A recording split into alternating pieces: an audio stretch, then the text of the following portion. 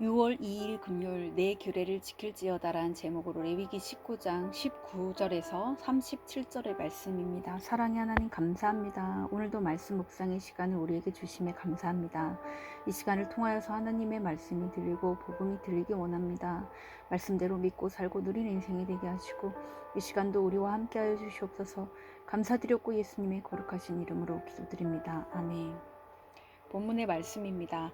너희는 내 규례를 지킬지어다. 내 가축을 다른 종류와 교미시키지 말며 내 밭에 두 종자를 섞어 뿌리지 말며 두 종류로 직조한 옷을 입지 말지며 만일 어떤 사람이 다른 사람과 정혼한 여종 곧 아직 속량되거나 해방되지 못한 여인과 동침하여 설정하면 그것은 책망을 받을 일이니라.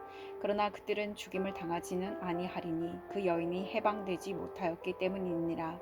그 남자는 그 속건 제물 곧 속건제 수량을 회막문 여호와께로 끌고 올 것이요 제사장은 그가 범한 죄를 위하여 그 속건제의 수량으로 여호와 앞에 속죄할 것이요 그리하면 그가 범한 죄를 사함 받으리라. 너희가 그 땅에 들어가 각종 과목을 심거든 그 열매는 아직 할례 받지 못한 것으로 여기되 곧 3년 동안 너희는 그것을 할례 받지 못한 것으로 여겨 먹지 말 것이요 넷째 해에는 그 모든 과실이 거룩하니 여호와께 드려 찬송할 것이며 다섯째 해에는 그 열매를 먹을지니 그리하면 너희에게 그 소산이 풍성하리라. 나는 너희의 하나님 여호와이니라. 너희는 무엇이든지 핏째 먹지 말며 점을 치지 말며 술법을 행하지 말며 머리가를 둥글게 깎지 말며 수염 끝을 손상하지 말며 죽은 자 때문에 너희의 살에 문신을 하지 말며 무늬를 놓지 말라. 나는 여호와이니라. 내 딸을 더럽혀 창녀가 되게 하지 말라. 음행이 전국에 퍼져 죄악이 가득할까 하노라. 내 안식일을 지키고 내 성소를 귀히 여기라. 나는 여호와이니라. 너희는 신접한 자와 박수를 믿지 말며 그들을 추종하여 스스로 더럽히지 말라. 나는 너희 하나님 여호와이니라. 너는 샘머리 앞에서 일어서고 노인의 얼굴을 공경하며 내 하나님을 경외하라. 나는 여호와이니라. 거류민이 너희의 땅에 거류하여 함께 있거든 너희는 그를 학대하지 말고 너희와 함께 있는 거류민을 너희 중에서 나은 자같이 여기며 자기같이 사랑하라.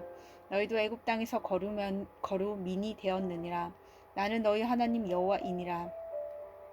너희는 재판할 때나 길이나 무게나 양을 잴 때 불의를 행하지 말며 공평한 저울과 공평한 추와 공평한 에바와 공평한 흰을 사용하라. 나는 너희를 인도하여 애굽 땅에서 나오게 한 너희의 하나님 여호와이니라.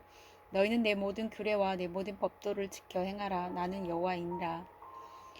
아멘. 도움말입니다. 직조하다는 날실과 씨줄을 섞어서 짜며 누르거나 두드리는 작업을 계속함으로써 천을 만드는 것을 말하고 31절에 신접한 자는 귀신 같은 영적 존재와 교감하여 미래의 일을 예견하는 사람을 말합니다. 박수는 마술이나 점을 치는 등 미신적인 의식을 행하는 사람을 말하고 32절의 샌 머리는 털이 휘어진 머리입니다. 에바는 바구니란 뜻으로 밀가루, 보리 등의 곡식과 고체의 양을 재는 단위이며 약 22리터에 해당됩니다. 흰은 항아리란 뜻으로 액체의 용량을 재는 단위로 약 3.6리터에 해당됩니다. 본문 요약입니다. 하나님은 이스라엘 백성이 구별된 모습으로 살아가도록 다양한 규례를 주십니다. 생산의 영역, 성적인 경계, 소상과 소득, 이방인의 풍습과 종교, 함께 거류하는 약자와 외국인을 대하는 태도, 경제, 정의, 실현 등 삶의 구석구석에서 하나님의 규례와 법도를 지켜 행하라고 하십니다. 오늘의 중보기도입니다. 어린이와 청소년들이 우상을 숭배하는 세상 문화에 물들지 않고 거룩하신 주님의 말씀을 듣게 하옵소서. 아멘. 본문 해설입니다. 첫 번째, 섞이지 말아야 할 것 19에서 22절의 내용입니다. 가축, 씨앗, 옷감을 각기 다른 종류의 것과 섞는 일은 하나님의 창조 질서를 무너뜨리는 행위입니다.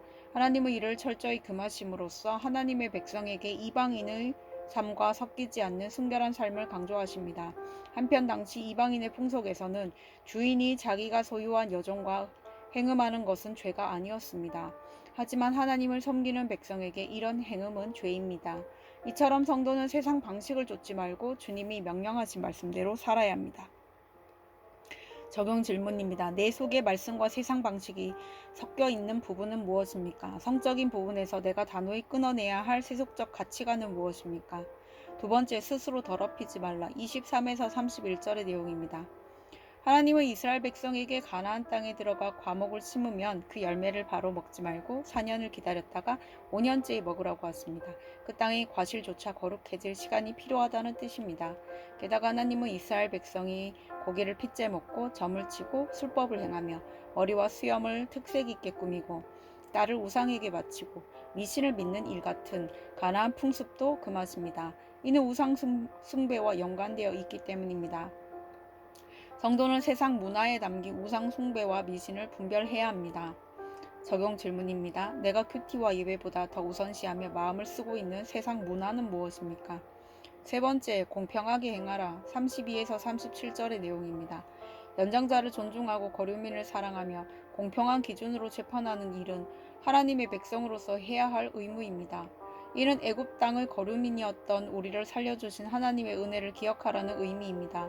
은혜를 체험한 사람은 다른 사람에게도 은혜를 베풉니다. 성도는 하나님의 택하신 족속이고 왕같은 제사장이며 거룩한 나라입니다. 하나님은 성도가 은혜 받은 자로서 이웃을 사랑하기를 원하십니다. 따라서 나도 이런 사랑을 실천하여 세상의 빛이 되어야 합니다. 적용 질문입니다. 내가 오늘 섬겨야 할 약한 자는 누구이며 공평하고 정직히 행해야 할 영역은 어디, 무엇입니까?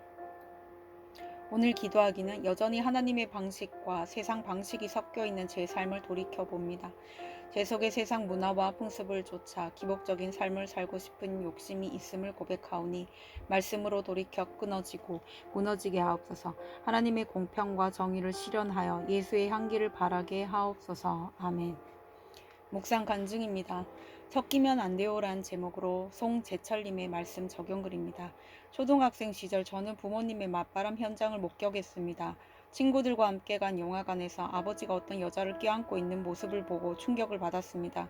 그리고 어머니는 여행을 갈 때마다 저를 데리고 다니셨는데 그때 항상 곁에 있던 아저씨가 어머니의 불륜 상대임을 나중에 알게 되었습니다. 그러다 아버지의 사업이 부도나면서 저희 가족은 뿔뿔이 흩어져 살게 되었습니다. 이후 저는 학창시절 내내 부모님에 대한 원망과 분노로 우울증에 시달리며 아버지처럼 살지 않겠다고 다짐했습니다. 결혼 전 예비 장인어른과 장모님의 결혼 승낙 조건은 제가 교회에 다니는 것이었습니다. 그때부터 저는 교회를 다니기 시작했지만 하나님을 인격적으로 만나지 못했습니다. 그러다 결혼 후에는 직장에서 만난 여자와 아무 거리낌 없이 불륜을 저질렀습니다.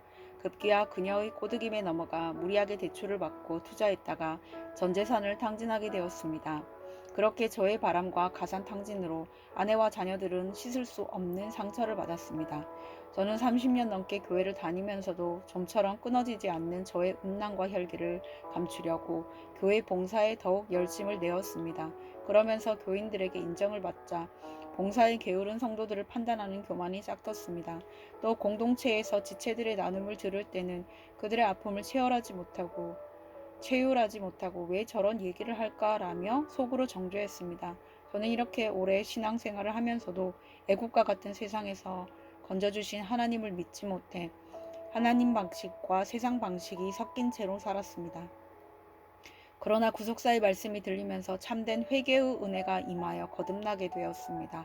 이제는 구원받은 하나님 나라 백성으로서 자기 중심적인 생각을 내려놓고 거룩에 대한 세세한 규례와 법도를 지켜 행하길 소망합니다. 이분에 적용하기는 제 안에 남아있는 혈기를 다루시고자 약물 치료를 꾸준히 받겠습니다. 교회 소그룹 모임에서 지체들의 나눔을 일일이 기록하며 듣겠습니다. 입니다.